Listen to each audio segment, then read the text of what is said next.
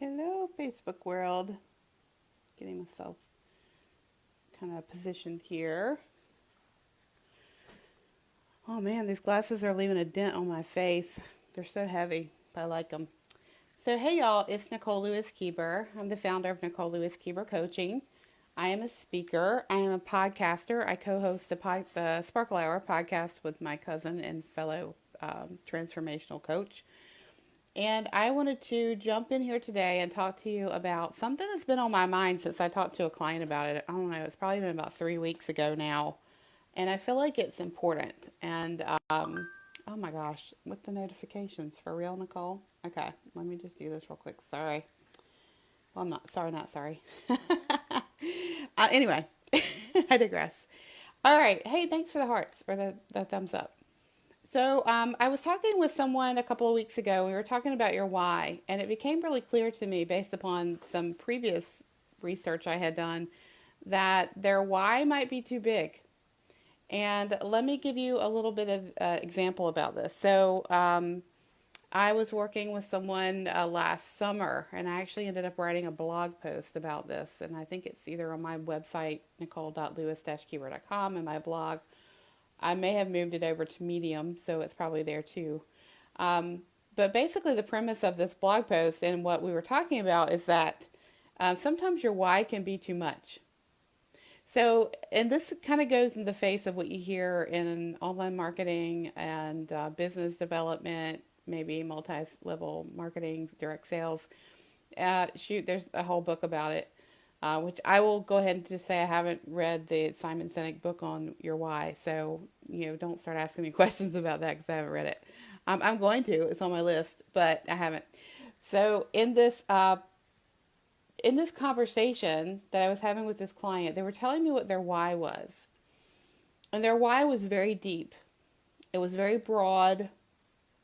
A lot of emotion and charge around this why because this person has a lot that they need to do with their business, the money they make from their business, like legit need to do. That's probably beyond what you and I deal with on a day-to-day basis. And also what they wanted to do. And their why was big. And so I floated the idea that they might be traumatizing themselves with their why, and that their why might just be too big.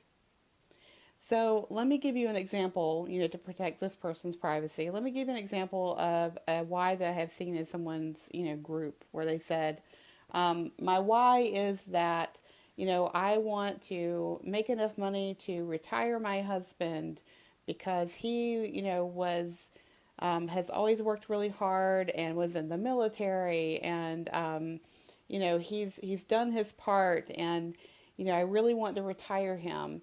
And I want to take my children, on a cruise. And my children have been through so much, and so I want to take them on this vacation and take them on this cruise. I want to show all the other women around me that they can, leave their jobs and that they can make their own money and that they can do amazing things. Okay, so time out. I am not saying that you can't do amazing things. I know amazing people, and women are kick ass and can do a lot of things, okay? What I'm saying is when you start to pull all of that information together, for some people, it motivates the hell out of them, okay? Their why that is that big, that huge, it motivates them.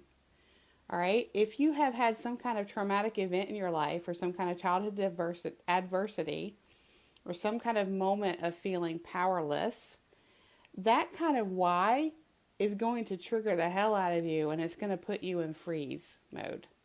And I see this all the time with clients. I see it in the direct sales market where people come in, on the stage, the glitz and the glamour and the Ferraris and stuff, and the why is bigger and bigger and bigger. Some people that motivates them, but there is a class of people within this industry that why is too big for them and it's too deep and it's too personal, and so it freezes them and puts them into they get triggered by it, and so then you see them do nothing in their business, and people are asking them, why haven't you met your goals, why haven't you done this, and they're saying to themselves, I should be doing this.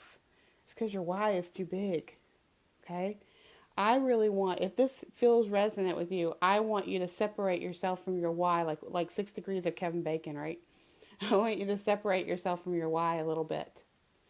Because if your why is so personal and emotional, there's not enough space between you and it to see your way clear through it.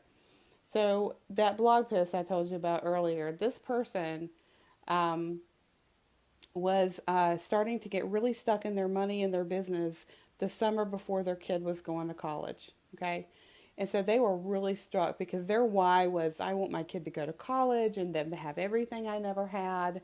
And even though this kiddo already had their financial aid on board, the plan was set, everything was in motion, this person was still grappling with that why and that bigger emotional piece of it to the point where they were strangulating their business. And so what we did is we were separating that, and I said, okay, so let's just separate this. Let's pretend like you don't have a kid who's going to college in the fall that's starting to make you stress out about all this stuff. Let's separate that. Would you do what you're doing in your business anyway? Yes, I would, she said. Would you want to make more money in your business and grow it and leverage it anyway? The answer was an emphatic yes. So can't we just do that despite whether you have a kid going to college in the fall or not? And let's not forget that this kiddo already had everything set. They already had a plan. They already had their financial aid. All that was set. This person didn't need necessarily to be hitching their wagon to their kid going to college to motivate them in their business over that summer. I hope that makes sense. So we separated it out, and I said, you would do this anyway, right? Mm-hmm. Okay, so let's take the kid going to college, let's separate it out, and get that why a little bit over here. So when I see people who say that I have this why for my family, I want to do this, I want to do that, I want to do the other thing, I say, no wonder you are completely freaked out about this. No wonder you're completely freaked out and you're frozen in your business. So think about one way that your why might be stopping you and how you can move it over just a tad. And instead of saying, I want to show my kids that they can do anything they want in the world and that they will finally see that their mom can, is unstoppable, like whatever. Pause, move that over and say, I want to show my clients and the people around me that when you focus on a goal and you put the steps in motion and you believe in yourself, that anything is possible. Can you see how different that is from saying that is your why as opposed to I want my children, I want to show, I want to prove, I want to, my kid's going to college, I'm freaking out. So I'm floating this out there as a concept that your why may be too big, your why may be too personal, and that it may be strangulating you in your business. Jerry says, I think I'm projecting myself. Maybe. And so that's like super deep and personal, right?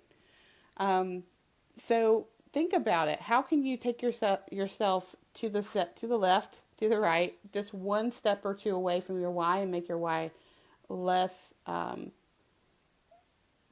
personal, so it's less triggering. I don't know how to put it any other way than that. And if you are someone who is motivated by your why to the point where you are doing all the things in your business that you want to do, making all the money you want to make, winning all the programs and all the prizes within your company, this is not for you.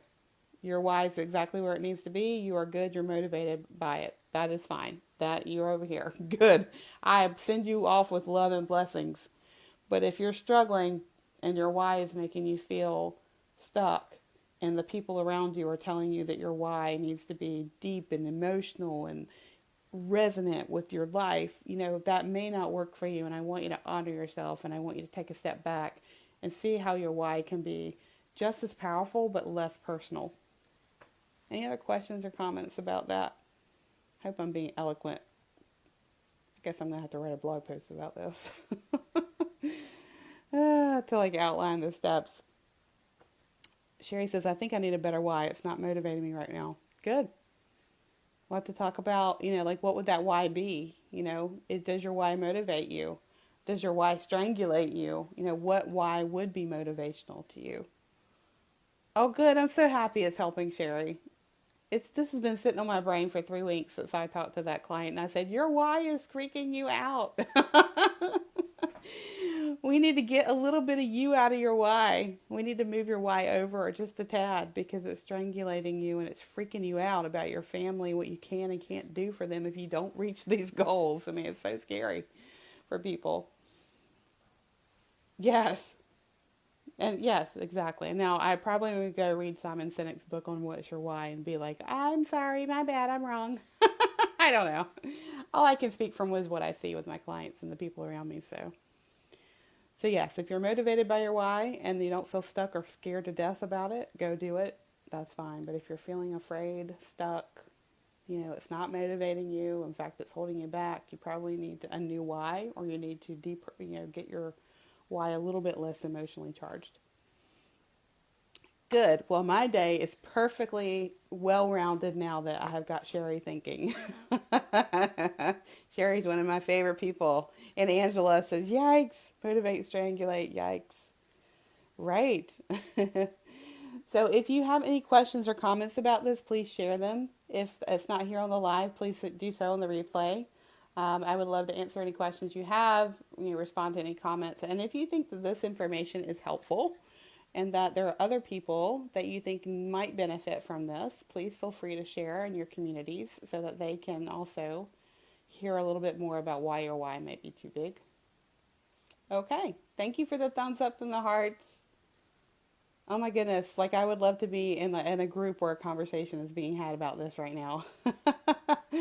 So yes, feel free to comment, share, ask me any questions, and send me a message. Like if you don't want to post something here, just send me a message.